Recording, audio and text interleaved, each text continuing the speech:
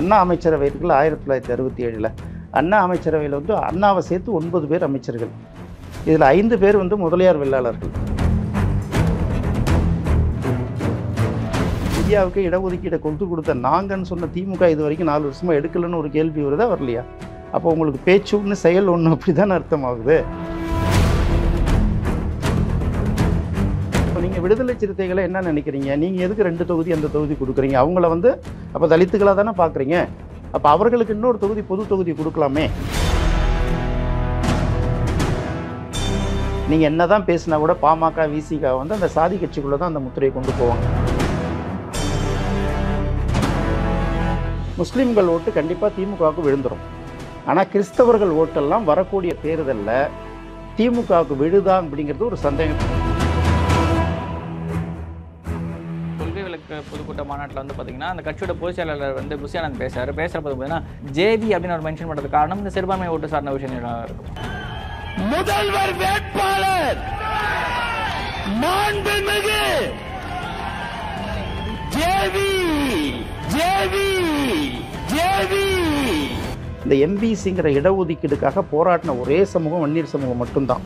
ஆனால் பயனடைந்தவர்கள் பின்னாடி ஒரு 107 சமூகங்கள் இருக்காங்க. நாகர்கோவில் நாடாளுமன்ற தொகுதியாவது அப்போ மார்ஷல் நேசமணி தான் ஃபஸ்ட்டு ஜெயிக்கிறாரு. அன்னையிலேருந்து இன்னை வரைக்கும் யார் ஜெயிச்சிட்டு இருக்காங்கன்னு பார்த்துருக்கீங்களா? ஒன்று நாடாரை தவிர இது வரைக்கும் யாரும் ஜெயிச்சதில்லை. ஒன்று கிறிஸ்தவ நாடாராக இருக்கணும் அல்லது இந்து நாடாராக இருக்கணும். அப்போ அந்த இடத்துல வந்து திராவிடமும் தோற்று போச்சு இல்லை. இப்போ யாரை முதலமைச்சர் ஆக்குறது அப்படின்னு சொல்லிட்டு அதிமுக எம்எல்ஏக்களுக்குள்ள அந்த சசிகலா குடும்பத்தினரெல்லாம் சேர்ந்து ஆலோசிக்கும் போது அவங்களோட பேரில் வந்து ஃபஸ்ட்டு ப்ரிஃபரன்ஸ் வந்து கொடுத்தது வந்து செங்கோட்டையனுக்கு தான். இந்த எம்எல்ஏக்கள்லாம் வந்து நீங்கள் சரி பண்ணி கொண்டுட்டு போகிறதுக்கான சோர்ஸ்ன்னு சொல்லுவாங்கல்ல, தேவையான பொருளாதார பலம். அப்போ வந்து அவரால் அதை காம்பன்சேட் பண்ண முடியாத ஒரு சூழ்நிலை வரும்போது யார் அந்த இடத்துல இருக்காங்க பார்க்கும்போது எடப்பாடி வந்து அந்த இடத்துக்கு வந்து தயாராக இருந்ததுனால அவருக்கு அந்த பதவியை கொடுத்துட்டாங்க, முதலமைச்சர் பதவியை கொடுத்துட்டாங்க. இவர் நம்பிக்கைக்குரியவராக இருப்பார், நம்ம சொல்கிறத கேட்கலாம், அவர் ஒரு பப்பட் மாதிரி இருப்பார், நம்ம கேட்கலாம் அப்படிங்கிற மாதிரி. அத்திக்கடவு அவிநாசி திட்டத்தில் வந்து அவருடைய முக்கியத்துவம் குறையும் போது அவருடைய பெயரே போடலைங்கிற ஒரு விஷயத்த சொல்கிறாங்க. ஆக்சுவலாக வந்து செங்கோட்டையனை ஓரங்கட்டுற சூழ்நிலை உருவாகிடுச்சு. அதிமுக வந்து தொடர்ச்சியாக வந்து தோல்விகளை சந்திச்சுட்டு வருது இல்லையா? இந்த அதிமுக தொடர்ச்சியாக தோல்விகளை சந்திச்சுட்டு வர்றதுக்கு காரணம் வந்து அதிமுகவோட வாக்கு வங்கியெல்லாம் குறையலை, சரியான கூட்டணி அமையலைங்கிறதான ஒரு முக்கியமான பங்கு. அதிமுகவோட வலிமை அந்த பக்கம் உள்ள கொங்கு சமூகம், கொங்கு வேளாளர் சமூகத்தோட வலிமை அப்படிங்கிறது பெரும்பாலும் வந்து பார்த்திங்கன்னா செங்கோட்டையன் பக்கம் எந்த அளவுக்கு நிற்கிது அப்படின்னு சொல்ல முடியாது. திமுகவுக்கு எதிர்ப்பு அரசியலில் அதிமுக சரியாக செய்யலைங்கிறதுனால அந்த பிஜேபியோட அந்த எதிர்கட்சியோட வேல்யூ அண்ணாமலை எடுத்ததுனால ஒரு கொடுக்குற ஒரு மரியாதை இதெல்லாம் பார்க்குறோம். இன்னொரு பக்கம் நீங்கள் பாருங்களேன், அமித்ஷா படத்துக்கு பதில் சந்தான பாரதி படத்தை வைக்கிற அளவுக்கு வந்திருக்குல்ல.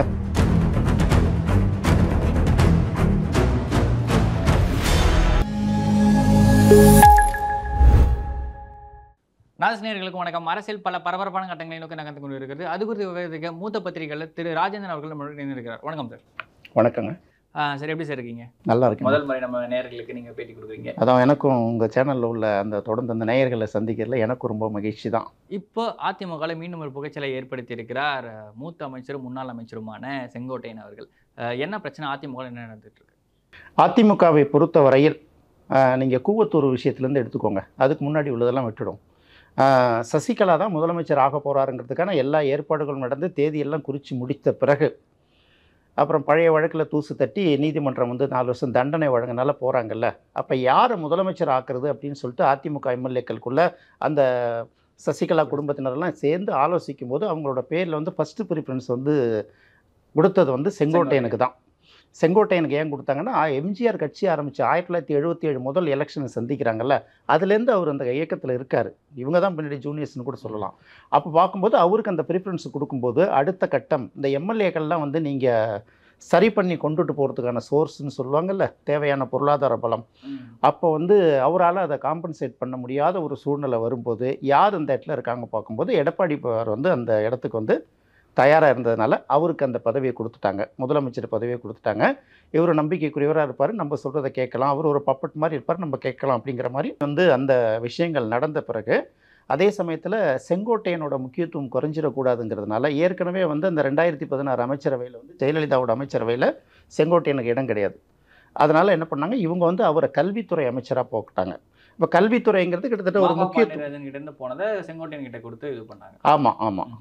அந்த உயர்கல்வியும் சேர்த்து கொடுக்குறாங்க. இது வந்து பொதுவாக கல்வித்துறை அப்படின்னு கொடுக்கும்போது பார்த்தீங்கன்னா, உயர்கல்வித்துறை KP அன்பழகன் தானே வச்சிருந்தார். இல்லை அதான் உயர்கல்வித்துறை. இப்போ மாஃபா பாண்டியராஜன் இன்னும் ஒரு செய்தி இந்த தமிழ் வளர்ச்சிலாம் வச்சுருந்தாங்க இல்லையா, தமிழ் அப்படிலாம் வச்சுருந்தாங்கல்ல. கல்வித்துறைங்கிறது ஒரு முக்கியமான இலாக்கா இல்லையா, ஒரு நிறைய பள்ளிக்கல்வித்துறை. முக்கியமான அந்த போர்ட்ஃபோலியோவில் கல்விங்கிறது நம்ம HR சொல்கிறோம் இல்லைங்களா, அது மாதிரி ஒரு முக்கியமான துறை வந்து அது இல்லையா. அதை வந்து இவர் கொடுக்குறாங்க. கொடுத்த பிறகு ஒரு அமைச்சர் பொறுப்பு ஏற்றுக்கிறாரு. அது இவரை பொறுத்தவரை எப்படின்னா, ரிபல் அப்படின்னு சொல்லுவாங்க இல்லையா, ஏதாவது ஒரு விஷயம் பிடிக்கலன்னா அதை எடுத்து கலக்க குரல் கொடுக்கறது அப்படின்னு சொல்கிறாங்கல்ல. இந்த கலக்க குரல் கொடுத்து நீங்கள் செங்கோட்டையன் எப்பயாவது கலக்க குரல் கொடுத்துருக்காரா அப்படின்னு பார்த்தீங்கன்னா மேக்சிமம் இருக்காது உங்களுக்கு. சமீபத்தில் இந்த அத்திக்கடவு அவிநாசி திட்டத்தில் மட்டும்தான் அது அவருடைய வேற வழி இல்லாமல் அவர் வந்து எடப்பாடி மேலே ஒரு அதிருப்தி அவர் வெளியிடுறார். அத்திக்கடவு அவிநாசி திட்டத்தில் வந்து அவருடைய முக்கியத்துவம் குறையும் போது அவருடைய பெயரே போடலைங்கிற ஒரு விஷயத்த சொல்கிறாங்க. அதிமுகவை கேட்கும்போது அவங்க என்ன சொல்கிறாங்கன்னா, இது அதிமுகவோட நிகழ்ச்சி அல்ல, இது வந்து விவசாயிகளோட நிகழ்ச்சி அப்படிங்கிறாங்க. எப்படி இருந்தாலும் அவரும் அந்த தொகுதியில் அந்த மாவட்டத்தில் ஒரு முக்கியமான அமைச்சர் தானே. அப்போ அவருடைய பேரை போடும்போது ஆக்சுவலாக வந்து செங்கோட்டையனை ஓரங்கட்டுற சூழ்நிலை உருவாகிறதுனால அவங்க அதை எப்படி பண்ணுறதுன்னு தெரியாமல் அவங்க அதை அப்படி எடுத்துகிட்டு போகிறாங்க. அங்கேயே ஆரம்பித்த விரிசல். அதுக்கப்புறமா வந்து அப்புறம் கொஞ்ச நாள் சைலண்ட்டாக அடக்கி வாசித்தார். இப்போ என்ன நடந்துகிட்ருக்கு அப்படின்னு கேட்டிங்கன்னா, அதிமுக வந்து தொடர்ச்சியாக வந்து தோல்விகளை சந்திச்சுட்டு வருது இல்லையா. இந்த அதிமுக தொடர்ச்சியாக தோல்விகளை சந்திச்சுட்டு வர்றதுக்கு காரணம் வந்து அதிமுகவோட வாக்கு வங்கியெல்லாம் குறையலை, சரியான கூட்டணி அமையலைங்கிறதான ஒரு முக்கியமான பங்கு. இருந்தாலும் வந்து இப்போ வந்து அதிமுக வந்து ஒன்றிணைந்து செயல்பட்டால், இப்போ தென் மாவட்டங்களில் வந்து பார்த்திங்கன்னா டிடிவி தினகரன் உள்ளார வந்தால், OPS உள்ளார வந்தால், சசிகலா உள்ளார வந்தால் கட்சி வந்து ஒரு வலிமை வந்து இன்னும் கூடும் அப்படிங்கிறது வந்து பிஜேபியோட தாட்டம். அதுதான் தொடர்ச்சியாக அவங்க அதுக்கு தான் ட்ரை பண்ணிட்டு இருக்காங்க. இவரை பொறுத்த வரைக்கும் எப்படின்னா, இனிமேல் இவர் வந்து 4 வருஷம் முதலமைச்சராக இருந்துட்டார். இனிமேல் வந்து கட்சியில் வந்து சசிகலாவோ டிடிவி தினகரனோ வந்தால் இவருடைய பொசிஷன் வந்து பாதிக்கப்படும். இன்றைக்கி இவர் தான் வந்து MGR ஜெயலலிதா அடுத்த ரேஞ்சில் பொதுச் செயலாளர் அப்படிங்கிற ஒரு நிலையில் இருக்கார். அதில் வந்துட்டார். இனிமேல் வந்து அந்த பொசிஷனை விட்டு கொடுக்க முடியாது. அந்த பொசிஷனை விட்டு கொடுக்க முடியாதுங்கிறதுனால சசிகலாவோ டிடிவி தினகரனோ இந்த பக்கம் வந்துடக்கூடாது, OPSே வந்துடக்கூடாது. அந்த ஒரு விஷயத்தில் அவர் தெளிவாக இருக்கார். பிஜேபிக்கு எங்கே இடிக்குது அப்படின்னு கேட்டிங்கன்னா, அவங்க வந்தாங்கன்னா இன்னும் கொஞ்சம் பலம் கிடைக்குமே. ஏன்னா வந்து தென் மாவட்டங்களில் வந்து அவங்களுடைய அந்த வாக்கு வங்கிகள் ஓரளவு நம்ம பக்கம் திரும்பும். அதுக்கு அடுத்தது பார்த்திங்கன்னா, இப்போ அதிமுகவில் இருக்கிற பல பேர் அமைச்சர்கள், மாவட்டத்தில் பொறுப்பில் இருக்கிறவங்க, முன்னாள் அமைச்சர்கள் எல்லாரையுமே பார்த்திங்கன்னா எல்லாமே சசிகலாவுக்கு விசுவாசமாக இருந்தவர்கள் தானே ஒரு காலத்தில். அப்போ வந்தாங்கன்னா இன்னும் கொஞ்சம் நல்லா இருக்கும், பலம் இருக்கும் அப்படிங்கிறது அவங்க வந்து எதிர்பார்க்கறதுனால அவங்களே வந்து செங்கோட்டையனை ஆப்ரேட் பண்ணி நீங்கள் பண்ணுங்க பார்த்துக்கலாம் அப்படின்னு சொல்லியிருக்கலாம் இல்லையா. ஏற்கனவே வந்து பார்த்திங்கன்னா அந்த பாண்டே அதெல்லாம் நடக்கக்கூடிய நிகழ்ச்சிகளில் வந்து சீமானும் கலந்துக்கிட்டாரு, இவரும் வந்து கலந்துக்கிட்டார் இல்லையா. அப்போ அதுலேருந்தே அவர் கொஞ்சம் அப்படி ஒதுங்கின மாதிரியே தொடர்ந்து இருந்துக்கிட்டே வந்திருக்காரு. பட் இன்னொரு பக்கம் பார்க்கும்போது அதிமுகவோட வலிமை, அந்த பக்கம் உள்ள கொங்கு வேளாளர் சமூகத்தோட வலிமை அப்படிங்கிறது பெரும்பாலும் வந்து பார்த்திங்கன்னா செங்கோட்டையன் பக்கம் எந்த அளவுக்கு நிற்கிது அப்படின்னு சொல்ல முடியாது. ஒரு பக்கம் வந்து பார்த்திங்கன்னா அது வந்து எடப்பாடிக்கு தான் ஃபேவராக நிற்கிது. அப்போ இவங்களோட வலிமையை காப்பாற்றணுன்னா இப்போ நேரடியாக வந்து சசிகலாவும் தினகரன் நான் ரெடியாக இருக்கேன் அப்படின்னு கேட்டிங்கன்னா அவங்க வந்து வரக்கூடாதுங்கிறதுல எடப்பாடி உறுதியாக இருக்கார். இப்போ யாரை வச்சு ஆப்ரேட் பண்ணலான்னு பார்க்கும்போது இப்போ விஜயும் அவங்க அதுக்காக பயன்படுத்திக்கிறாங்க. நாங்கள்லாம் ஒரு தனி ஆரம்பித்து அதிமுகவோட ஒரு பிரிவாக போய் விஜயோட சேர்ந்து கூட்டணியை சந்திப்போம் அப்படின்னு வரும்போது அதிமுகவுக்கு வந்து அது இன்னும் கொஞ்சம் பலவீனத்தை கொடுக்கும் இல்லையா. இந்த அறிவிப்பை தான் அவர் வெளியிடுவார் அப்படிங்கிறத வந்து ஒரு மாதிரி இந்த அதிமுகவில் இருக்க விலகி இருக்கக்கூடிய தலைவர்கள், அதாவது வந்து கட்சியில் சேர்த்து கொள்ளப்படாத செங்கோட்டையன் தலைமையில் டிடிவி, சசிகலா, OPS உட்பட இந்த தலைவர்கள்லாம் இணைஞ்சு டிவிகேவோட சேர்ந்து ஒரு பெரிய அலைன்ஸ் ஃபார்ம் பண்ணுறதுக்கான வாய்ப்போ இல்லை அவங்களோட அலையன்ஸ் வந்து ஏடிஎம்கேயோட மெர்ஜ் ஆகிறதுக்கான வாய்ப்போ இருக்குன்ற மாதிரி சொல்கிறீங்க. கண்டிப்பாக அதை தான் பிஜேபி ஆப்ரேட், அதாவது இப்போ பயமுறுத்துறது. நாங்கள் அங்கே போயிடுவோம் அப்படிங்கும்போது ஏற்கனவே தாவேக்கா ஒரு கூட்டத்தை காட்டி வந்து செல்வாக்கு இருக்கிறத காமிச்சிருக்கு இல்லையா. இப்போ ஏடிஎம்கேல ஒரு போர்ஷன் அங்கே போச்சுன்னா நிச்சயமாக ஏடிஎம்கே தொடர்ந்து தோத்துக்கிட்டு தானே இருக்குது எடப்பாடி தலைமையில். அப்போ நாமளும் பின்னாடி போனோம்னா வெற்றிக்கு இருக்கிறதுக்கு வாய்ப்பு இருக்குன்னு சொல்லிட்டு தொண்டர்கள் இன்னொரு பக்கம் அவங்க திரண்டு வருவாங்கங்கிற ஒரு நம்பிக்கை வந்து அந்த இடத்துல இருக்குது. ஆனால் என்னதான் இருந்தாலும் ஏடிஎம்கேன்னு எடுக்கிறப்போ அந்த ஒரு சின்னத்துக்கு தானே சார் ஓட்டு. கண்டிப்பாக சின்னத்துக்காக தான் ஓட்டு, அதெல்லாம் மாற்று கருத்தே கிடையாது. அதே சமயத்தில் இப்போ தலைவர்கள் இல்லாத கட்சியால் இருக்குது. நீங்கள் திமுகவில் கலைஞர் அப்படிங்கிறது வந்து ஒரு மக்கள் தலைவர் இல்லையா. அதிமுகவில் எம்ஜிஆரும் சரி ஜெயலலிதாவும் சரி அவங்க ஒரு மக்கள் தலைவர் இல்லையா. அவங்களுக்குன்னு ஒரு கூடக்கூடிய ஒரு மாஸ் இந்த கேரிஸ்மேட்டிக் பவர் அப்படின்னு சொல்கிறோம்ல, இது யாருக்கு இன்றைக்கி அதிமுகவில் இருக்குது? எல்லாமே பற்றி நியமிக்கப்பட்ட தலைவர்களாக தானே நம்ம பார்த்துட்டு வந்துடுவோம். அதனால் வந்து அது இருக்காது. ஸோ ஆனால் அதிமுக ஓட்டு அப்படிங்கிறதுக்கு வந்து அவங்களுக்கு என்ன ஃபிலாசபி இருக்குது அதிமுகவுக்கு? திமுக எதிர்ப்புங்கிறத விட வேறு எந்த ஃபிலாசபியும் அவங்களுக்கு பெருசாக கிடையாதுல்ல. அப்போ திமுகவை வீழ்த்துறதுக்காக நம்ம அந்த பக்கம் போகலாம் அப்படின்னு ஒரு தாட் வரலாம் இல்லையா? அப்படி தான் நம்ம அதை பார்க்குறோம். திமுகவை மட்டும்தான் வீழ்த்தணும் அப்படின்னா பிஜேபி மாதிரி சென்ட்ரலில் பவர் இருக்க பார்ட்டியோட இவங்க அலைன்ஸ் வச்சாங்கன்னா இவங்க அதுவே போதுமானதாக தானே இருக்கும். இல்லை, சென்ட்ரல் அலையன்ஸ் வந்து உங்களுக்கு சில விஷயங்களுக்கு பயன்பட தவிர வாக்கு வங்கி அரசியலுக்கு பிஜேபி எந்த அளவுக்கு கை கொடுக்கும் தமிழ்நாட்டில்? பிஜேபி வந்து இன்னும் எந்த அளவுக்கு ரீச் ஆயிருக்குன்னு பார்க்கணும் இல்லையா? இல்லை, வாக்கு வங்கி அரசியல் எடுத்துக்கிட்டாலுமே பிஜேபி தலைமையிலான ஒரு கூட்டணி பார்த்தீங்கன்னா 18% வரை போன எலெக்ஷன் எடுத்திருக்கு. அப்படி எடுக்கக்கூடாது நீங்கள். அது வந்து பார்த்தீங்கன்னா ஜாதி கட்சிகளோட ஓட்டு இல்லை அப்படி எடுக்கக்கூடாது. நீங்கள் அதிமுகவோட ஓட்டு தான் பிஜேபிக்கு விழுந்திருக்கு. இல்லை, 2024 எலெக்ஷன் இல்லை அதுதான் நான் சொல்கிறேன். அதுவும் நீங்கள் அதிகமாக தொகுதியில் நிற்கும் போது உங்களுக்கு அதிகமாக ஓட்டு விழும், அவ்வளோதானே. உங்களுக்கு எத்தனை தொகுதி கொடுப்பாங்க மற்ற கட்சிகளில் போகும்போது? அதிமுகவில் உங்களுக்கு அதிகமாக நீங்கள் வாங்கிக்கிறாங்க. ஏற்கனவே என்ன ஃபார்முலான்னா, தேசிய கட்சிகள் வந்து திமுகவுடைய அதிமுகவுடைய கூட்டணி வச்சுக்கும் போது, காங்கிரஸ் கட்சிகள்லாம் அந்த காலத்தில் வச்சுருக்கும்போது பார்த்தீங்கன்னா எம்பி எலெக்ஷனில் வந்து எம்பிக்கு தேவையான சீட்டு அவங்க 20க்கு மேலே எடுத்துக்குவாங்க. அதுவே எங்கள் சட்டமன்ற தேர்தல் நடக்கும்போது பார்த்தீங்கன்னா இவங்களுக்கு அதிக போர்ஷன் கொடுத்து அவங்க கொஞ்சமாக எடுத்துவாங்க. இது ஒரு ஃபார்முலா. காங்கிரஸுக்கு பார்த்தீங்கன்னா நீங்கள் வந்து பெரிய அளவுக்கு எல்லா தொகுதியிலையும் வாக்கு வங்கி இல்லாட்டி கூட எல்லா தொகுதியிலையும் பரவலாக இருக்குது 5%. ஏன்னா தனியாக நம்ம நின்னதை பார்த்தோம் இல்லையா? ஒரு எலெக்ஷனில் ஒரு 2 எலெக்ஷனுக்கு முன்னாடி நின்னதை பார்த்தோம் இல்லையா? எலெக்ஷன் தனியாக நின்னாங்க இல்லையா? குறைந்தபட்சம் உங்களுக்கு ஒரு 5%, 4%, 3% அந்த ஓட்டு விழுந்துடும் உங்களுக்கு. பிஜேபிக்கு அப்படின்னு பார்க்கும்போது சில குறிப்பிட்ட தொகுதிகள் மட்டும்தானே ஓட்டு இருக்குது. எல்லா தொகுதியிலையும் பரவலாக வாக்கு இல்லைல்ல.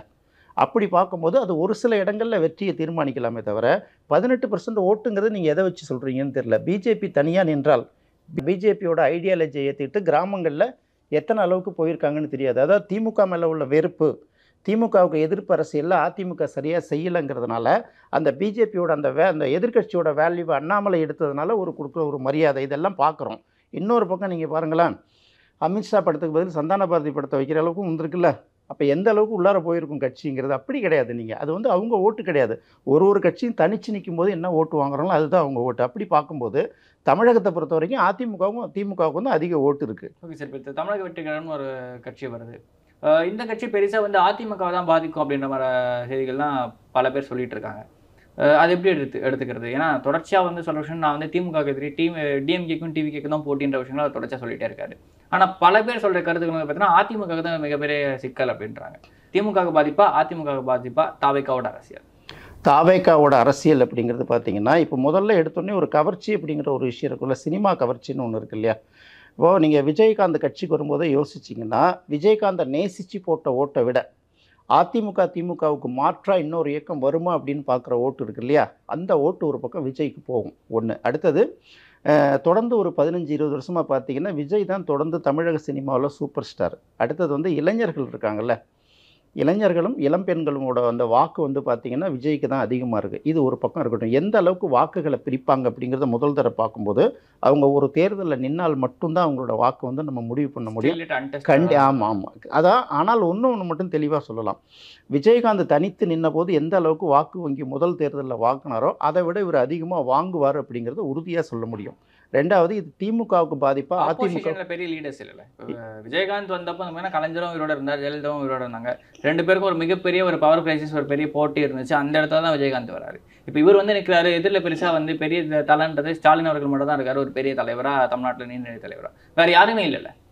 ஸோ அதனால் என்ன பண்ண முடியும்? இப்போ திமுகவுக்கு பார்த்திங்கன்னா சிறுபான்மை வாக்குகள் வந்து சிந்தாமல் கிடைக்கும் இல்லையா? ஏன்னா அவங்க பிஜேபிக்கு எதிரான ஒரு இயக்கம், மதசார்பற்ற இயக்கம் அப்படிங்கிற மாதிரி திமுகவுக்கு வந்து சிறுபான்மையினரோட வாக்கு. இப்போ இந்து மதம் அப்படின்னு அவங்க சொல்லிக்கிட்டாலும் அப்படி நடந்தாலுமே சிறுபான்மையினருக்கு எவ்வளோ அவங்க பிரதிநிதித்துவம் கொடுக்குறாங்கன்ற ஒரு கேள்வி இருக்குல்ல. இப்போ சமீபத்தில் நிறைய கேள்வி வந்ததுக்கு அப்புறமா தான் கவிஞர் சல்மா அவர்களுக்கு ராஜ்யசபா எம்பி கொடுத்துருந்தாங்க.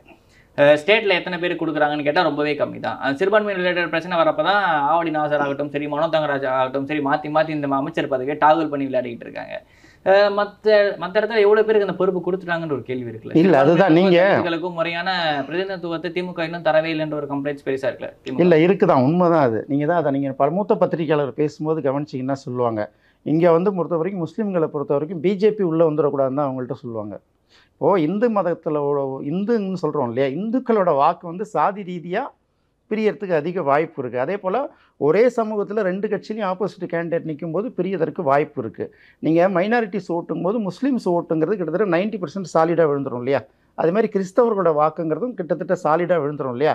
அதோட பர்சன்டேஜ் வந்து குறைவாக இருந்தாலும் அது வந்து தீர்மானிக்கிறது சாலிடாக விழுறதுனால அது வந்து வாக்கு வங்கி வெற்றி percentage வின்னிங் பர்சன்டேஜ் அதை தீர்மானிக்கும். இதில் முஸ்லீம்கள் ஓட்டு கண்டிப்பாக திமுகவுக்கு விழுந்துடும். ஆனால் கிறிஸ்தவர்கள் ஓட்டெல்லாம் வரக்கூடிய தேர்தலில் திமுகவுக்கு விழுதா அப்படிங்கிறது ஒரு சந்தேகம். இப்போ நீங்கள் ஒரு கேள்வி கேட்டீங்க இல்லையா, மனோ தங்கராஜை வந்து ஏற்கனவே அமைச்சர் பதவியை விட்டு எடுத்துட்டு திரும்ப அவரை கூட்டு அமைச்சர் பதவியை கொடுத்து முக்கியத்துவம் கொடுக்குற அளவுக்கு ஏன் வந்திருக்குன்னு தெரியுதா? அப்போ சிறுபான்மை கிறிஸ்தவர்களுக்கும் நாங்கள் முக்கியத்துவம் கொடுக்குறோம். இது வந்து விஜயோட என்ட்ரிக்காக வந்து அவங்க பயப்படுறாங்கங்கிறது ஒரு சிம்டம்ஸ் தான். இல்லை சார், ஒரு பொது தலைவராக தான் விஜய் எல்லாருமே பார்க்குறாங்க. விஜய் வந்து ஒரு கிறிஸ்டியனாவோ, இப்போ விஜய் நம்ம கிறிஸ்டியன் ஐடென்டிஃபை பண்ணி பேசினா இது அர்ஜுன் சம்பத் மாதிரியோ இல்லை எச்ராஜா மாதிரியோ பேசுகிற மாதிரி ஆகிடும்ல நம்ம. இல்லை, நாம் வந்து அப்படி ஐடென்டி பண்ணி பார்க்குறதில்ல. அதாவது ஒரு சமூகமும் ஒரு மதத்தில் சேலத்தில் நடந்த ஒரு கொள்கை விளக்கு பொதுக்கூட்ட மாநாட்டில் வந்து பார்த்தீங்கன்னா அந்த கட்சியோட பொதுச் செயலாளர் வந்து புஷியானந்த் பேசுகிறப்ப பார்த்தீங்கன்னா ஜேவி அப்படின்ற விஷயத்த அவர் காயின் பண்ணுறாரு புதுசாக. விஜய் அவர்கள்னு சொல்லலாம், தளபதினு கூட சொல்லலாம், எல்லாருக்கும் தெரிஞ்ச பேர். தலைவர் விஜயன் என்று சொல்லிட்டு இருக்காங்க கட்சி தலைவர் விஜயன்னு சொல்லியிருக்கலாம். ஜேவி அப்படின்னு அவர் மென்ஷன் பண்ணுறது காரணம் இந்த சிறுபான்மை ஓட்டு சார்ந்த விஷயம் இருக்கும். இல்லை, அது பேசிலாம் ஓட்டு வாங்க வேண்டிய அவசியம் இல்லை. சர்ச்சுக்கு சர்ச்சை அவங்க பிரச்சாரம் பண்ணாங்களே ஆட்டோமேட்டிக்காக ஓட்டு விழுந்துடும். ரெண்டாவது கிறிஸ்தவர்களோட பெயர்கள் பார்த்தீங்கன்னா நிறைய பேர் பார்த்தீங்கன்னா நம்மளோட பேசிகிட்டு இருப்பாங்க, அவங்க பேர் வேறையாக இருக்கும். ஆனால் உண்மையிலே வந்து அவங்க கிறிஸ்தவர்களாக இருப்பாங்க. பெயர்கள் வந்து பார்த்திங்கன்னா இந்துக்கள் பேர் நிறைய வச்சுருப்பாங்க, தமிழ் பெயர்கள் நிறைய வச்சுருப்பாங்க. ஸோ இந்த வாக்குகள் வந்து கூடுமான வரைக்கும் சிந்தாமல் சிதறாமல் விழுந்துடும். ஒரு 90% வரைக்கும் விஜய்க்கு போய் சேர்றதுக்கு ஒரு வாய்ப்பு அதிகமாக இருக்குங்கிறது நான் இப்போ சொல்கிறது வந்து தமிழ்நாடு முழுக்க உள்ள பத்திரிகையாளர்கள் நம்ம நண்பர்கள் எல்லாரையும் கேட்கறதுனால வர ரிப்போர்ட்டு. இது எந்த அளவுக்கு வந்து அது வெற்றி தோல்வியை தீர்மானிக்குங்கிறது, இது வந்து திமுகவோட வாக்கு தான் அதிகமாக பாதிக்கப்படும் அப்படிங்கிறது தான் கணக்கு. அடுத்தது மற்ற சின்ன சின்ன கட்சிகள் இருக்குது இல்லையா, இப்போ திமுக கூட்டணி கட்சிகள்லேயே சில கட்சிகள் இருக்குல்ல, அவங்களோட வாக்குகளே பாதிக்குமே. விசிகா போன்ற மாதிரி கட்சிகள் கம்யூனிஸ்ட் வாக்குகள்லாம் பாதிக்கும். கம்யூனிஸ்டோட வாக்குகள்லாம் பெருசாக பாதிக்காது. ஏன்னா கம்யூனிஸ்ட்டுகள்லாம் பார்த்தீங்கன்னா அவங்க வந்து கொள்கை வயப்பட்டு வந்தவங்க, ஐடியாலஜிக்கல் பார்ட்டி. விசிகாவும் அந்த மாதிரி தானே? இல்லை, அதை அப்படி எடுக்க முடியாது. அதாவது விசிகா வந்து கொள்கை ரீதியாக நம்ம பேசினாலும் சரி, ப்ராக்டிக்கலாக எந்த அளவுக்கு இருக்குன்னு பார்க்கணும்ல. நீங்கள் என்ன தான் பேசினா கூட பாமக விசிகா வந்து அந்த சாதி கட்சிக்குள்ளே தான் அந்த முத்திரையை கொண்டு போவாங்களே தவிர, அதை வந்து நீங்கள் பேசலாம், அவர் நல்ல தெளிவாக பேசுவார், விளக்கம் கொடுப்பாரு, எல்லாம் கரெக்டு. கிரவுண்ட் லெவலில் அவங்களுக்கு என்ன வேல்யூ இருக்குது அப்படிங்கிறத பார்க்குறோம் இல்லையா. நீங்கள் உட்காந்துட்டு நம்ம இங்கே 2 பேரும் பேசிடுவோம், கிராமங்களில் இறங்கி பார்த்தீங்கன்னா அவங்கள எப்படி பார்க்குறாங்க, பாமகவை எப்படி பார்க்குறாங்கிறது அங்கே தானே தெரியும் உங்களுக்கு. அதனால் அது அப்படி ஐடியாலஜிக்கலாக சோஷியலாக வந்து பார்த்தீங்கன்னா பாமக விசிகா ரெண்டுமே ஜாதி கட்சியாக தான் இருக்குது அப்படின்னு. ஆமாம், கிட்டத்தட்ட அப்படி தான் இருக்குது. அப்படி தான் அந்த வாக்குகளை விழுது. அதில் வந்து முழுக்க அந்த தலித் வாக்குகளை ஃபுல்லாக விடுதலை சிறுத்தைகள் அவங்களால அள்ள முடியுதானா முடியாது. அதே போல் இந்த பக்கம் வன்னியர் வாக்குகளை முழுமையாக வந்து ராமதாஸால் அள்ள முடியுதானா அதுவும் அள்ள முடியாது. இதுதான் கணக்கு தவிர. சமீப காலமாக வந்து பார்த்தீங்கன்னா விடுதலை சிறுத்தைகள் கட்சியோட தலைவர் திருமாவளவன் வந்து பார்த்தீங்கன்னா பொது தொகுதி வேணும்னு தானே இப்போ இது பண்ணிட்டு இருக்காரு, திமுக கிட்ட போட்டு பேசிகிட்டு இருக்காரு. அவர் பேசிகிட்டு இருக்காரு, அவங்க கொடுக்கணும்ல. கடந்த தேர்தலில் ஆதவ அர்ஜுனாவுக்கு ஒரு தொகுதியை வாங்கி கொடுக்கணும்னு சொல்லிட்டு தானே அவர் வந்து பொது தொகுதி கேட்டுட்டு இருந்தார். பொது தொகுதி கேட்டு ஆதவ அர்ஜுனாவுக்கு கொடுக்கணுமா? ஆதவ அர்ஜுனாவு தான் அது எல்லாருக்குமே தெரியுமா, அதை என்ன நம்ம சொல்கிறது. அப்போ அவர் தானே இருந்து அங்கே பார்த்துட்டு இருந்தார். ஆதவ அர்ஜுனாவுக்காக தானே அவங்க வந்து பொது தொகுதியை கேட்டது. அவங்க என்ன இப்போ அடுத்த சமூகத்தை சேர்ந்தவர்களுக்கு நம்ம ஒரு சீட்டு கொடுக்கணும். ஏற்கனவே வந்து போன சட்டமன்ற தேர்தலில் 2 பொது தொகுதி வாங்கினார். ஒன்று வந்து சிறுபான்மையரான ஆளூர் ஷானவாஸ்க்கும், இன்னொன்று வந்து பார்த்தீங்கன்னா SS பாலாஜி அவர்களுக்கும் திருப்பூர் தொகுதி. அது சட்டமன்ற தொகுதி. நீங்கள் MP எலெக்ஷன் வரும்போது 6 தொகுதி வருது இல்லை அதில். அப்போ எத்தனை தொகுதி அவங்களுக்கு கொடுக்க முடியும்? 2 தொகுதியை கொடுக்கும்போதே பார்த்தீங்கன்னா அவங்களுக்கு எங்கே வெற்றி வாய்ப்பு இருக்கோ அதை பார்த்து தானே கொடுப்பாங்க.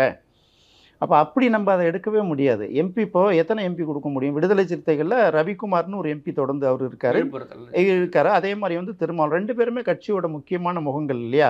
இதை விட்டுட்டு இன்னொரு பொது தொகுதி வேணால் 3வது தொகுதியெல்லாம் வேணும். அப்போ அது எந்த அளவு கொடுக்குறாங்கங்கிறத பார்க்க வேண்டியதாக இருக்குது. அதாவது நம்ம பேசுகிறதுக்கான சில விஷயங்களை வச்சுக்கணும், ப்ராக்டிக்கலாக சில விஷயங்களை பார்க்குறோம். இப்போது ஜாதி பார்க்காம எந்த கட்சியும் நிறுத்த முடியாது. நமக்கு தெரிஞ்சு சமீபத்தில் ஜெயலலிதா அந்த பண்ணாங்க. எப்படின்னா, தலித் எழில்மலை இருக்கார்ல, அவர் இறந்துட்டார், ஜெயலலிதாவும் இறந்துட்டாங்க. தலித் எழில்மலை வந்து பாமகவில் MP ஆகி அமைச்சராக இருந்தவர் 97-98 காலகட்டத்தில். அவர் வந்து சிதம்பரம் தொகுதியில் ஏற்கனவே நின்று ஒரு பாமக வந்து முதல்ல 4 சீட்டு ஜெயிக்கிறாங்க இல்லையா, அதில் வந்து சிதம்பரம் தொகுதியிலிருந்து வெற்றி பெற்றார். இப்போ ஒரு அமைச்சர் பதவி கிடைக்குங்கும்போது அந்த அமைச்சர் பதவி வந்து டாக்டர் ராமதாஸ் வந்து தலித் எழில்மலைக்கு வாங்கி கொடுத்தார். அந்த தலித் எழில்மலைக்கும் அதுக்கப்புறம் கட்சிக்குள்ளே நிறைய கோளாறுகள் குளறுபடிகள்லாம் வருது இல்லையா. அதெல்லாம் முடிச்சுட்டு அவர் கட்சிக்கு அப்புறம் வெளியில் வந்த பிறகு அதிமுகவில் சேரும்போது அவரை திருச்சி பொது தொகுதியில் நிற்க வச்சு MPக்கு ஜெயிக்க வச்சவர் ஜெயலலிதா. அப்போ அந்த அளவுக்கு யாருக்கு தைரியம் இருக்கும் அப்படின்னு பார்க்குறோம். நம்ம கஷ்டம் தானே அது, யாருமே நிறுத்த முடியாது. சீமான் பல இடங்கள் அப்படி நிறுத்துறேன்னு அவர் சொன்னாலுமே அதுக்கு வந்து அவுட்கம்ன்றது கம்மியாக தானே இருக்கு. நீங்கள் யாரை வேணாலும் நிறுத்தலாங்க. ஜெயிக்கக்கூடிய தொகுதி, ஜெயிக்கக்கூடிய கட்சி, இப்போ நம்ம கண் எதுக்க வெற்றி பெறக்கூடிய கட்சின்னு சில கட்சிகள் இருக்கு இல்லையா, அந்த கட்சியிலேருந்து வேட்பாளர் நிறுத்தினா தானே நம்ம பார்க்க முடியும். வெற்றி பெறத்துக்கு வாய்ப்பு இருக்கும்போது அவங்கள பொறுத்தவரை இப்போ எலெக்ஷன் அப்படின்னு வந்துருச்சுன்னா, இப்போ ஆளுங்கட்சி எதிர்க்கட்சி நம்ம பார்த்துக்கிட்டே இருக்கோம். ஒரு வெற்றி ஆட்சியை பிடிக்கணும்னு நினைக்கிற கட்சிக்கு வந்து வெற்றி தானே முக்கியம். அப்போ சில இடங்களில் காம்ப்ரமைஸ் பண்ணி தான் ஆகணும். வெற்றியை பெருசாக இருக்காதக்கூடிய கட்சிகள் வந்து என்ன பண்ணுவாங்க, அது ஜாதி பக்கம் இடதுசாரி கட்சிகள்லாம் அதெல்லாம் பார்த்து நிறுத்துறதில்ல. சில இடங்களில் வந்து எல்லாரையும் பொதுவாக தான் நிறுத்துவாங்க. வெற்றியோ தோல்வியோ அவங்க நிறுத்துவாங்க. அதுபோல் மற்ற கட்சிகள் எது நிறுத்துங்கிறத நம்ம பார்க்க வேண்டியிருக்கு இல்லையா. அப்படி கிடையாது. அதனால தான் பார்க்கணும். அப்போ வந்து எதுவுமே பார்க்கும்போது அப்போ நீங்கள் விடுதலை சிறுத்தைகளை என்ன நினைக்கிறீங்க, நீங்கள் எதுக்கு 2 தொகுதி அந்த தொகுதி கொடுக்குறீங்க, அவங்கள வந்து அப்போ தலித்துகளாக தானே பார்க்குறீங்க. அப்போ அவர்களுக்கு இன்னொரு தொகுதி பொது தொகுதி கொடுக்கலாமே. அப்போ இதில் பொது தொகுதி கொடுக்கணுன்னா ஒன்று யாராவது ஒருத்தவங்க வந்து அந்த வாய்ப்பை வந்து இழக்கணும்னு ரவிக்குமார் நிற்காமல் இருக்கணும், அப்படி இல்லைன்னா தொல் திரும்ப வந்து நிற்காமல் இருக்கணும். இப்போ இதில் 2 பேரும் யாரை கூட முடியும், 2 பேருமே முக்கிய முகங்கள் இல்லையா. ஸோ அதனால் பார்க்கும்போது 2 பேருமே two sides of the same காயின்ற மாதிரி தான் 2 பேர் பெருசாக டிஃபரன்ஸ் இருக்கு பொறுத்தல. ஆனால் திருமாவளவன் அதிகமான ஹைலைட்ஸ் வந்து ஆமாம். அப்போ 2 பேரும் அது முக்கியமான எம்பிக்கள் தானே. அந்த கட்சியை பொறுத்த வரைக்கும் 2 பேரும் முக்கியமான முகங்கள். இதில் யாரை இழக்கிறது அப்படின்னு பார்க்கும்போது யாரை இழக்கிறது, 2 பேருமே வேணும் இல்லையா. அப்போ 3ஆவதாக ஒரு சீட்டு கேட்கும்போது 3ஆவது சீட்டு எதை கொடுப்பாங்க, சரி 2 தொகுதி வாங்கிக்கோங்க, ஒன்று பொது தொகுதி கொடுக்குறோன்னா அந்த பொது தொகுதியில் அப்போ யார் நிற்கிறது, ரிசர்வ் தொகுதியில் ஒருத்தவங்க நிற்பாங்க, பொது தொகுதியில் தானே ஒருத்தவங்க நிற்கணும். அப்போ அதை பார்க்க வேண்டியதாக இருக்குது இல்லையா. பொலிட்டிக்கல் ஸ்ட்ராட்டஜி அப்படின்னு பார்த்தீங்கன்னா இப்போ பெரும்பான்மை சமூகங்கள் இருக்குல்ல, ஒரு தொகுதியில் கிட்டத்தட்ட 40%, 35%, 60% உள்ள தொகுதிகள்லாம் இருக்குது. இந்த சமூகங்களை தவிர வேறு அது சம்மந்தமே இல்லாத ஒரு சமூகத்தை கொண்டு போய் அங்கே நிறுத்துவாங்க. அப்படி நிறுத்தும்போது இந்த பெரும்பான்மை வாக்குகள் இருக்குல்ல, இதை 2-3 இடத்துக்கு பிச்சு ஸ்ப்ளிட் பண்ணி விட்டுடுவாங்க. இது ஒரு ஸ்ட்ராட்டஜி. அடுத்தது சிறுபான்மை வாக்குகள் எப்போதுமே சாலிடாக விழும்ல, அதை சாலிடாக வாங்கிறதுக்கு சில வேட்டல் பண்ணுவாங்க. இப்போ ஒன்றும் வேணாம், மதுரை இருக்குன்னு வச்சுக்கோங்களேன். மதுரையில் பார்த்தீங்கன்னா சௌராஷ்டிர சமூக வாக்குகள் இருக்குல்ல, கிட்டத்தட்ட 1,00,000 வாக்குகள் இருக்குது. அந்த 1,00,000 வாக்குகள் கிட்டத்தட்ட நெருங்குதில்லை. இது யாருக்கு சாலிடாக விழுதோ அவங்க ஜெயிச்சிருவாங்க. ஸோ அந்த வாக்குகளை ஸ்ப்ளிட் பண்ணாமல் வாங்குறதுக்கு ஒரு பிளான் பண்ணுவோம். நான் ஒரு எக்ஸாம்பிளுக்காக சொல்கிறேன். அப்போ அந்த மாதிரி ஒரு தொகுதியிலையும் சில இடங்கள் இருக்குது. இப்போ நம்ம வந்து தென் மாவட்டம்னு நினச்சாலே என்ன பண்ணோம், 2-3 சமூகங்களை தான் நம்ம முன்னிலையில் படுத்தி பார்த்துக்கிட்டு இருப்போம். இந்த சமூகத்தோட வாக்கு மதுரை மாநகராட்சிக்குள்ளார, மதுரை இந்த தொகுதி எம்பி தொகுதிக்குள்ளார இவ்வளோ வாக்குகள்ங்கிறது எத்தனை பேருக்கு தெரியும். அந்த வாக்குகளை யார் சாலிடாக வாங்குறாங்களோ கிட்டத்தட்ட வெற்றியை நிர்ணயம் ஆகிடும். இதை ஒரு கணக்கு இருக்குது இல்லையா. இதெல்லாம் கணக்கு போடாமலாம் நிறுத்துவாங்க எலெக்ஷனில். அப்புறம் எப்படி இப்போ எனக்கு உங்களுக்கு என்னன்னு பார்க்கணும். இப்போ அரசியலில் வெற்றி தான் வேணும் அப்படின்னு பார்க்குறீங்களா, இல்லை எனக்கு இத்தனை சீட்டு வேணும், என் பாலிசி வேணுமான்னு பார்க்குறீங்கன்னா பாலிசியை வந்து எலெக்ஷன் வரைக்கும் பேசிக்கலாம். பாலிசி எலெக்ஷன் வரும்போது ஒரு கட்சியும் அவங்களோட வெற்றியை தான் பார்ப்பாங்களே தவிர சில இடங்களில் காம்ப்ரமைஸ் பண்ணி தான் ஆகணும், வேறு வழி இல்லையே. ஆனால் இந்த காம்ப்ரமைஸ்ன்றதுக்கான விஷயம் வேறு வாய்ப்பே கிடையாதா. இது இல்லாமல் புதுசாக இப்போ விஜய் மாதிரி ஒரு ஆட்கள் நிறுத்துறப்போ அந்த இடத்துல இந்த ஜாதி பேஸ் பண்ணி இந்த மாதிரி இல்லாமல் பொதுவான ஒரு வேட்பாளர் நிறுத்தி ஜெயிக்கிறதுக்கான வாய்ப்பு இல்லையா. இல்லை, அது வந்து வாய்ப்பு இல்லைன்னுலாம் சொல்ல முடியாது. இப்போ எம்ஜிஆர் பீரியடில் அப்படி நின்றுருக்காங்கல்ல, ஆரம் வீரப்பனை கொண்டு போய் திருநெல்வேலி தொகுதியில் நின்று ஜெயிக்க வச்சுருக்காருல எம்ஜிஆர். அதுமாதிரி ஜிஆர் எட்மண்ட் அப்படிங்கிறவர் மீனவர் சமூகத்தை சேர்ந்தவர், அவரை கொண்டாந்து திருநெல்வேலியில் நின்று அவரையும் ஜெயிக்க வச்சுருக்காரு இல்லையா. எம்ஜிஆர் பீரியடில் அது நிறைய நடந்திருக்குது. மற்றவர்கள் இப்போ என்ன நினைக்கிறாங்கன்னா சேஃப்டி பாலிடிக்ஸ் தானே பண்ணணும்னு நினைக்கிறாங்க. அன்னைக்கு வந்து அரசியல் வேறு, எம்ஜிஆருடைய முகத்துக்காக ஓட்டு விழுந்தது. அப்போ அன்னைக்கு அது செஞ்சாங்க, இன்றைக்கி அது மாதிரி செய்கிறதுக்கு ரொம்ப யோசனையாக இருக்குதே. இப்போது நீங்கள் சாதி சமூகம் அப்படின்னு நீங்கள் சொல்கிறீங்க, எல்லா தொகுதியிலையுமே சாதி சமூகம் பார்த்தா சீட்டு கொடுக்குறாங்க. அப்படி கொடுக்கறது இல்லையே. சில சமூகங்கள் ஓட்டு சாலிடாக நிறைய விழும். இப்போ பார்த்தீங்கன்னா தமிழ்நாட்டை வந்து நீங்கள் வந்து 3 விதமாக பிரிச்சாகணும். ஒன்று வந்து மேற்கு மாவட்டங்கள், இன்னொரு பக்கம் கொங்கு, இன்னொரு பக்கம் பார்த்தீங்கன்னா தென் மாவட்டம், வட மாவட்டங்கள், இது இல்லாமல் கிழக்கு மாவட்டங்கள் இருக்குது இல்லையா, டெல்டா மாவட்டம், திருச்சியெல்லாம் அதில் தான் வரும். இதில் எங்கே வந்து ஜாதி பார்த்து வேட்பாளர்களை நிறுத்துறது அதிகம் அப்படின்னு பார்த்தீங்கன்னா தென் மாவட்டங்களில் ரொம்ப அதிகமாக நிறுத்துவாங்க. மற்ற ஏரியாக்கள் வந்து ரொம்ப குறைவாக தான் இருக்கும். என்னென்னா அங்கே வந்து அவங்களுடைய அந்த பழக்க வழக்கங்கள், அதனுடைய கல்ச்சர் வந்து அப்படி தான் போயிட்டுருக்கும். ஒன்று வேணாம், இப்போ இன்னொன்று பார்ப்போமா.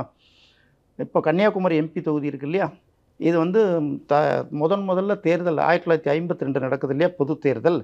அப்போ வந்து கன்னியாகுமரி தொகுதி, அதுக்கு முன்னாடி அது வந்து நம்ம தமிழகத்தை எல்லையில் கிடையாது. அதுக்கப்புறம் தான் வந்து தமிழக பகுதிகள் இந்த போராட்டத்துக்கு பிறகு மொழிவாரி மாநிலம் பிரிக்கும்போது அந்த பகுதிகளெலாம் இணைக்கிறாங்க இல்லையா. அப்போ வந்து அது நாகர்கோவில் நாடாளுமன்ற தொகுதியாகுது. அப்போ மார்ஷல் நேசமணி தான் ஃபஸ்ட்டு ஜெயிக்கிறாரு. அன்னையிலேருந்து இன்னை வரைக்கும் யார் ஜெயிச்சிட்ருக்காங்கன்னு பார்த்துருக்கீங்களா? ஒன்று நாடாரை தவிர இது வரைக்கும் யாரும் ஜெயிச்சதில்லை. ஒன்று கிறிஸ்தவ நாடாராக இருக்கணும் அல்லது இந்து நாடாராக இருக்கணும். அப்போ அந்த இடத்துல வந்து திராவிடமும் தோற்று போச்சு இல்லை.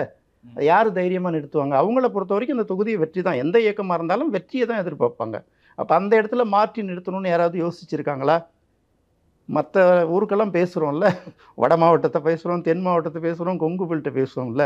இந்த கன்னியாகுமரி தொகுதியை பற்றி, நாகர்கோவில் தொகுதியை பற்றி இது வரைக்கும் யாராவது பேசியிருக்காங்களா? இது வரைக்கும் அந்த எம்பி நாடாளுமன்ற உறுப்பினர்கள் எல்லாரையும் எடுத்து பாருங்கள். அங்கேயும் எல்லா சமூகம் மக்களும் இருக்காங்க தானே. அப்போ ஏன் ஒரு சமூகம் ஜெயிக்குதுன்னா வெற்றி. அப்போ அவங்க சார்ந்து இருக்கிறதுக்கு வெற்றி வாய்ப்பு அதிகமாக இருக்கிறதுனால அப்படி தானே கொடுக்குறாங்க.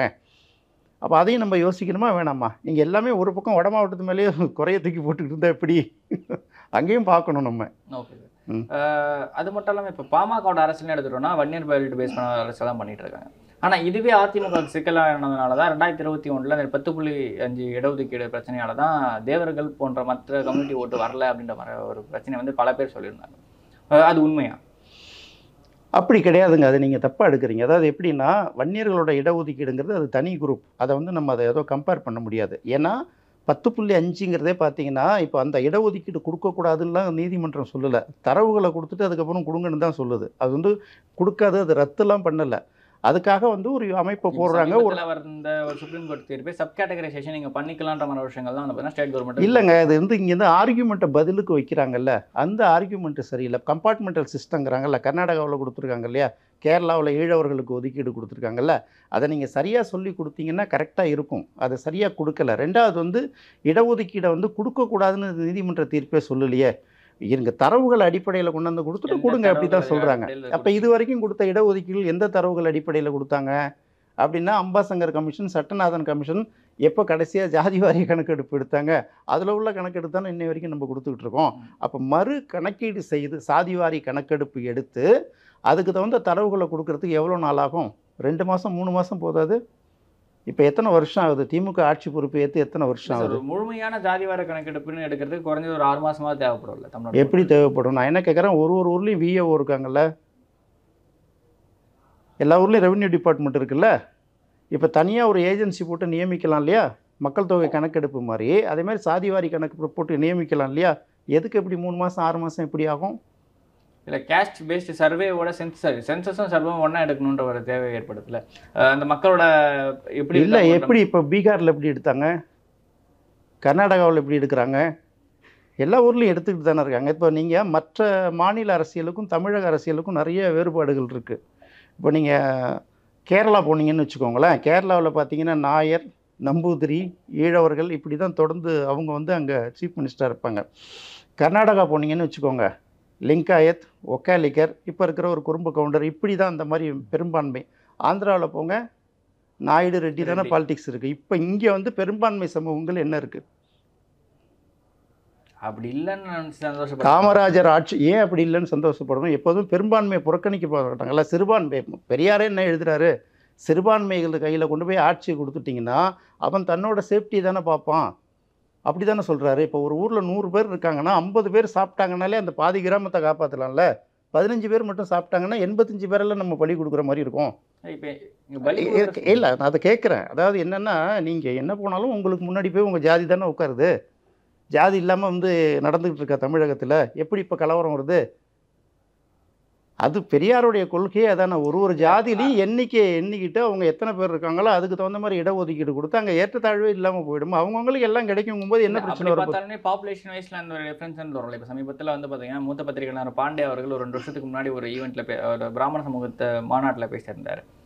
எல்லாரும் 4 குழந்தை வரைக்கும் பெற்றுக்கணும், ஒருத்தர் டீச்சராகவும் ஒருத்தரை புரோகிதம் பண்ணுறதுக்கும் ஒருத்தர் அரசியல்வாதியும் ஒருத்தர் மிலிட்ரி ஆகணுன்ற மாதிரி ஒரு விஷயங்கள் பேசினார். அது அவர் பேசுகிறப்ப அந்த சமூக மக்களிடம் பேசுகிறப்போ ஒரு ஓகே அவங்க மக்களுக்காக பேசுகிறாருன்னு பார்த்தாலுமே பாப்புலேஷன் வைஸ் இது இன்க்ரீஸ் ஆகும். இப்போ நமக்கும் யூபிக்கும் பீகாருக்கும் இருக்க ஒரு பெரிய பிரச்சனை என்ன பார்த்தீங்கன்னா, இப்போ மக்கள் தொகை அடிப்படையில் அந்த தொகுதி மறுவரை பண்ணோம் அப்படின்னா நமக்கு ரொம்ப கம்மியாக கிடைக்கும், அவங்களுக்கு அதிகமாக கிடைக்கும்.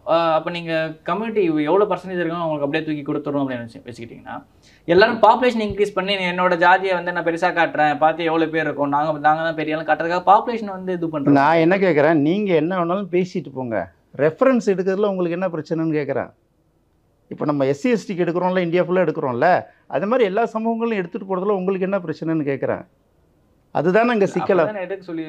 அதுதானே எதுக்கு இப்போ திராவிட இயக்கங்கள் என்னைக்கு தோன்றுச்சு? வகுப்பு வாரி பிரதிநிதித்துவ ஆணைன்னு ஒன்று கொடுத்தாங்கல்ல, 1921 போட்டு 2021 100 வருஷம் கழிச்சு கொண்டாடினாங்கல்ல. உண்மையிலே வகுப்பு வாரி பிரதிநிதித்துவம் எல்லாருக்கும் போய் சேர்ந்துதான்னு ஒரு கேள்வி இருக்கா இல்லையா? நிச்சயம். அப்போ அதுதான் சொல்கிறாங்க, எம்ஜிஆர் பாட்டில் சொல்லுவார்ல, விழித்து கொண்டவரெல்லாம் பிழைத்து கொண்டார்னு சொல்லிட்டு. நீங்கள் ஒன்றும் கிடையாது, ஒரு செக்ரட்டரியேட்டில் எடுத்து மொத்தம் எவ்வளோ எம்ப்ளாயீஸ், இவங்கெல்லாம் என்ன கம்யூனிட்டி அதிகமாக இருக்காங்க, எந்த ஏரியாவில் அதிகமாக இருக்காங்க, எந்த ஏரியாவிலேருந்து அதிகம் வந்தாங்கன்னு எடுத்து பார்த்தீங்கன்னா. சமீபத்தில் வந்து இவர் அன்புமணி அவர்கள் பேசிட்டு இருந்தப்போ ஒரு டேட்டா ஒன்று வெளில வருது, ஆர்டிஐ டாக்குமெண்ட். அந்த டாக்குமெண்ட்டில் இவங்க 10.5 தான் கேட்டுட்டு இருக்காங்க. அப்படி 14% வந்து பார்த்தீங்கன்னா கவர்மெண்ட் ஜாப்ஸை வந்து வன்னியர்கள் வந்து ஆக்குபை பண்ணியிருக்காங்கிற மாதிரி ஸ்டேட் வந்து டேட்டா வரும். அதுக்கப்புறமா நாங்கள் 10.5 கேட்கல, எங்களுக்கு 15% வேணுன்ற மாதிரி விஷயங்கள் அன்புமதி இல்லை, இதெல்லாம் வந்து அன்ஆத்தரைஸ்டு ரிப்போர்ட். இது வரைக்கும் கவர்மெண்ட்டில் எத்தனை சமூகங்கள், அதாவது நீங்கள் இப்போ நம்ம கொடுத்தாங்க இல்லையா, இப்போ வந்து எம்பிசின்னு ஒரு இடஒதுக்கீடு கொடுத்தாங்கல்ல, இந்த எம்பிசிங்கிற இடஒதுக்கீடுக்காக போராடின ஒரே சமூகம் வன்னியர் சமூகம் மட்டும்தான். ஆனால் பயனடைந்தவர்கள் பின்னாடி ஒரு 107 சமூகங்கள் இருக்காங்க. அதை நம்ம தவறாக எடுக்கலை. ஓகே, இப்போ வன்னியர்கள் போராட்டினாங்கல்ல, அவங்களுடைய பர்சன்டேஜில் எத்தனை பேர் அந்த இப்போ கரெக்டாக எம்பிசி இடஒதுக்கீடு கலைஞர் பீரியடில் கொடுக்குறாங்க இல்லையா, இதில் எம்பிசி இடஒதுக்கீட்டில் வன்னியர்கள் மட்டும் எத்தனை போயிருக்காங்க, மற்ற சமூகங்கள் எத்தனை போயிருக்காங்கன்னு தான் ஒரு ரிப்போர்ட் கேட்குறாங்க. இதுக்கு அவங்க கொடுக்கலாமே, எங்கே இது வரைக்கும் வரலையே, சரியான தெளிவான தகவலே வரலையே இது வரைக்கும். அதாவது சில தகவல் வந்து தவறாக, இடஒதுக்கீடை பொறுத்த வரையில் இங்கே வந்து இரட்டை வேஷம் இருக்குது. அது வந்து நிறைய சொல்கிறதே கிடையாது உங்களுக்கு, அது வந்து சரியான தகவல்களே கிடையாது. அதே போல் பார்த்தீங்கன்னா சில டிஸ்ட்ரிக்டில் பாப்புலேஷன் இருக்குல்ல, அதை குறைச்சி காமிப்பாங்க, சில இடத்துல அதிகமாக காமிப்பாங்க. அப்போ மண்டலவாரி ஒதுக்கீடுன்னு ஒரு விஷயம் இருக்குது. இதெல்லாம் பார்த்தீங்கன்னா கேரளா, கர்நாடகா, அந்த மாதிரி ஆந்திரா, கர்நாடகாவில் அதெல்லாம் செய்வாங்க. இப்போ பார்த்தீங்கன்னா வட மாவட்டங்களில் ஒரு சமூகம் செறிவாக இருக்கும், தென் மாவட்டங்களில் ஒரு தொகுதியிலும் 3 சமூகங்கள் 4 சமூகங்கள் செறிவாக இருக்கும். அப்போ இதை எப்படி நீங்கள் அதை கிளியர் பண்ணி கொண்டுட்டு போகிறது? அந்த இடஒதுக்கீட்டுக்கு முடிவான கொள்கை இல்லைங்கிறது தான் நம்ம பார்க்கணும். அப்போ நீங்கள் பெரியாரை பின்பற்றுறோம், ஆணைமுத்தை பின்பற்றுறோம், எல்லாரையும் பின்பற்றுறோங்கிறது அந்த இடத்துல தவறாக தானே போகுது. இப்போ நீங்கள் சொல்கிறீங்க பாண்டே சொன்னார் அப்படின்னு ஒரு கருத்தை சொல்கிறீங்க, அவர் என்னென்ன சொன்னார் 4 பாயிண்ட் சொல்கிறார்ல, ஒருத்தவங்க கோயிலை பார்க்கணும், ஒருத்தவங்க மிலிட்ரிக்கு போகணும். இது என்னது காரணம்? 4 வர்ணம் தானே திரும்பவும் கொண்டு வரணும். பிராமணன், சத்திரியன், வைசியம், சூத்திரன் 4 வர்ணத்தானே கொண்டு வரணும். இதை எல்லா அவங்க சமூகத்தில் மட்டும்தானே, எல்லா சமூகமும் இன்றைக்கி எல்லோரும் பண்ணிட்டு தானே உட்காந்துருக்கோம். ஏன் அதை அப்படி தான் கொண்டுட்டு வரணும்? எல்லோரும் எல்லாமும் பண்ணிட்டு போகலாம் இல்லையா?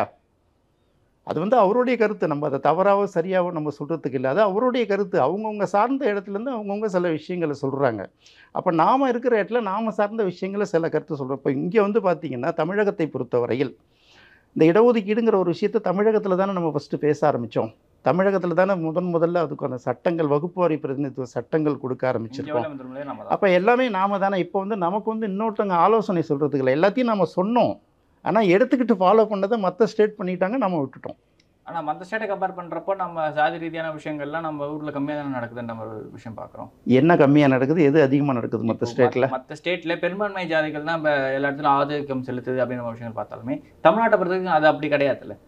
அந்த ஒரு இல்லை, அதுதான் தவறுன்னு சொல்ல வரோம். இப்போ நீங்கள் பார்த்தீங்கன்னா காமராஜர் பீரியட்லேருந்து ஒரு பீரியடாக எடுத்துகிட்டு வாங்கலாம். இப்போ நான் ஒரு சொல்கிற கருத்து கூட உங்களுக்கு அதிர்ச்சியாக இருக்கா என்னன்னு தெரியாது. அண்ணா அமைச்சரவை இருக்குல்ல, 1967 அண்ணா அமைச்சரவையில் வந்து அண்ணாவை சேர்த்து 9 பேர் அமைச்சர்கள். இதில் 5 பேர் வந்து முதலியார் வெள்ளாளர்கள். அது எப்படி சரியாக இருக்கும்? சமூக நீதியை பற்றி அறிஞர் அண்ணாவுக்கு தெரியாதா? இல்லை திமுகவுக்கு தெரியாதா? இது எப்படி சமூக நீதி சரியாக இருக்கும்? அப்போ மைனாரிட்டி ஃபுல்லாக போய் உட்காந்துக்கிட்டா எப்படி? வேளாளர் முதலியாரோட பாப்புலேஷன் வந்து பார்த்திங்கன்னா மோர் தென் 50% இருக்குது தமிழ்நாட்டில். அப்போ அந்த மாதிரி குவியக்கூடாதுல்ல. இது வந்து காங்கிரஸ் ஆட்சியில் நடந்ததாலும் மற்ற ஒரு இயக்கத்தில் நடந்தாலும் நம்ம பெருசாக பேசுகிறது இல்லை. அப்போ அண்ணாவோட ஆட்சியிலே அப்படி நடக்குதுன்னா பேசுகிறது ஒன்று, செய்கிறது ஒன்று தானே அர்த்தம். அண்ணா மிகப்பெரிய அறிஞர், சிந்தனையாளர், அதெல்லாம் மாற்றுக்கிறது இல்லை. அப்போ நம்ம அந்த கணக்கு போடணுமா வேணாமா? சில சமூகங்களுக்கு அமைச்சரவையில் பிரதிநிதித்துவமே கிடையாது. இன்னும் சொல்லப்போனால் தமிழகத்தில் பெரும்பான்மை சமூகத்துக்கு அதில் பிரதிநிதித்துவமே கிடையாது அந்த அமைச்சரவையில். அதை எப்படி நீங்கள் அதை எடுத்துக்க போகிறீங்க? இப்போ நீங்கள் இப்போ சொன்னீங்கல்ல, இந்த இடத்துல அது இல்லைன்னு சொல்லிட்டு, இப்போ ஜாதி இல்லைன்னு சொல்லிட்டு ஒரு இடத்துல பார்த்தீங்கன்னா சில சமூகங்களுக்கு குமிஞ்சு போயிடும், சில சமூகங்களுக்கு சுத்தமாக ரெப்ரசன்டேஷன் போயிடும்.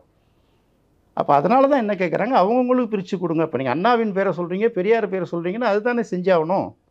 அப்போ அங்கே உட்காந்துட்டு அது இல்லை இது இல்லைன்னா எப்படி நம்ம சரின்னு ஏற்றுக்க முடியும்? ஆனால் இதே கட்சிக்கு தான் மீண்டும் ஆட்சிக்கு வந்துகிட்டே இருக்குது. அது வேறு, அது மக்களுக்கு வந்து அவேர்னஸ் இல்லாதனால வரக்கூடிய விஷயங்கள், அதனால வந்துக்கிட்டு இருக்குது. அதனால் வந்து நீங்கள் இடஒதுக்கீடுங்கிற ஒரு விஷயத்தை வந்து நீங்கள் தரவாக கொண்டுட்டு போய் சேர்க்கவே இல்லை இது வரைக்கும். கேரளாவிலே அது நல்ல மாதிரி தான் நடந்துக்கிட்டு இருக்கு. அவங்க அதை பெருசாக பேசாட்டி கூட இதை வந்து தமிழகத்தில் போய் சொல்கிறவே இல்லையே. இப்போ நீங்கள் சொல்கிறீங்கல்ல சிறுபான்மைன்னு சொல்கிறீங்கல்ல, சிறுபான்மை ஆண்டானா பெரும்பான்மை ஆண்டானா அதில் தவறே கிடையாது. சிறுபான்மையாக இருந்தாலும் நமக்குன்னு சட்டம் நீதி இந்த ஒரு விஷயம் தானே, பொதுவான கொள்கைகள் ஒன்று தானே. அதை யார் அமுல்படுத்தினா என்ன? விபி சிங் எப்படி மண்டல் கமிஷன் அமுல்படுத்தினார்? அவர் பண்ணார் இல்லையா? அவருக்கும் மண்டல் கமிஷனுக்கு என்ன சம்பந்தம்? தமிழகத்தில் சத்திரியர்கள் வந்து மோஸ்ட் பேக்வேர்டு இருந்தாலும் வட இந்தியாவில் உள்ள சத்திரியர்கள் எல்லாமே ஃபார்வேர்டு கம்யூனிட்டி தானே. அவர் எப்படி அதை அமுல்படுத்தினார்? அப்படி கிடையாது. நீங்கள் அரசியலை வந்து உங்களோட வட்டத்துக்கும் உங்களோட சிந்தனைக்கும் உங்களோட சூழ்நிலைக்கு மட்டுமே கொண்டு போகிறது தானே தவிர இடஒதுக்கீட்டை பற்றி தெளிவாக விவாதிக்கிறதுக்கு இன்றைக்கி யார் இருக்காங்க? நிறைய பேர் இருக்காங்க. அவங்களாம் வாய்மூடிட்டில் உட்காந்துருக்காங்க. தவறாக தானே இருக்குது. முதல்ல சாதி வாரி கணக்கெடுப்பு எங்கே நடத்துது? 1871 பிரிட்டிஷ் இந்தியாவில் தான் நடக்குது. அப்போ அதுக்கப்புறம் என்ன நடந்தது? அந்த டேட்டா வச்சுட்டு தான் இன்னை வரைக்கும் நம்ம பேசிட்டு உட்காந்துருக்கோம். அதை பேஸ் பண்ணி ஓஹோ அந்த வருஷம் அப்படி இருந்ததுனால இந்த வருஷம் இப்படி இருக்குன்னு தானே பேசிகிட்டு இருக்கோம். ஏன் ஜாதி வாரி கணக்கீடு எடுத்தால் தெரிஞ்சிடும்ல யார் அதிகமாக இருக்காங்க. சொல்லியிருக்காங்களா சென்ட்ரல் கவர்மெண்ட்? இப்போ சென்ட்ரல் கவர்மெண்ட்டு அனுமதி கொடுத்துருக்கு, அமைச்சரவை ஒப்புதல் கொடுத்துருக்கு. ஒப்புதல் கொடுக்கறதுக்கு முன்னாடியே பீகாரில் எடுத்தாங்க, கர்நாடகாவில் எடுத்தாங்கல்ல, தெலுங்கானாலும் எடுத்து நல்ல ஊர்லையும் எடுத்துட்டாங்கல்ல. ஏன் வந்து நம்ம இடஒதுக்கீட்டுக்கு இந்தியாவுக்கு இடஒதுக்கீட்டை கொடுத்த நாங்கன்னு சொன்ன திமுக இது வரைக்கும் 4 வருஷமாக எடுக்கலன்னு ஒரு கேள்வி வருதா வரலையா? அப்போ உங்களுக்கு பேச்சு ஒன்று செயல் ஒன்று அப்படி தானே அர்த்தமாகுது. இது யாருக்கும் பாதிப்பு கிடையாது. அந்தந்த சமூகங்களுக்கு தேவையானது போய் சேர்ந்ததுன்னா நல்லது தானே. நிச்சயமாக இதில் என்ன பாதிப்பு இருக்குது? ஆர்டியில் வந்து என்ன நீங்கள் தகவல் சொன்ன தவிர அந்த தகவலே வந்து 14% வன்னியர்கள் இருந்தாங்கன்னா அதெல்லாம் நம்புகிற தகவலே கிடையாது. ஏதாவது ஒரு ஏரியாவில் ஒரு துறையில் இருந்திருக்கலாமே தவிர பரவலாலாம் அப்படி கிடையாது. அது தவறான தகவல் அது. இவ்வளோ நேரம் உங்களோட பொன்னான நன்றி சார். தேங்க்யூ. ரொம்ப நன்றிங்க. வணக்கம்.